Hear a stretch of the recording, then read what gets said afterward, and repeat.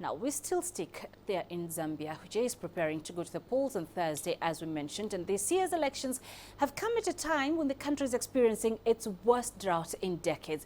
A drop in the price of copper, Zambia's major export, has also affected the economy. CCTV's Clementine Logan is in Chingola, one of the biggest mining towns in the region, and she filed the following report. We're in the heart of Zambia's copper belt. Chingola is one of the largest mining towns in the region, and it was badly affected by the drop in the price of copper last year, an export that Zambia heavily relies on. Thousands of miners lost their jobs, and the rise in the cost of living has been felt by many. When you ask people what they want from the next government, many simply say a better economy. As a nation, we've got a lot of resources and human resources, and then most people complain about the jobs and employment. The only way that we're going to create employment is if the government can make the environment favorable for the new entrepreneurs to flourish. We have depended so much on the mines, and it's time we moved on to something else, just as they are emphasizing on agriculture, tourism and other things. So I think they say Rome was not built in a day, so I think we're slowly getting there.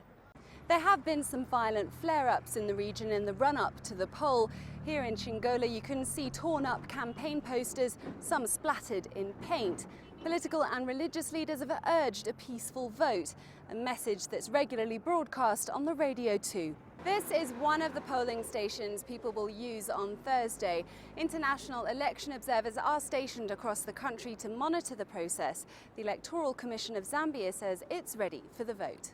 Everything has arrived in time.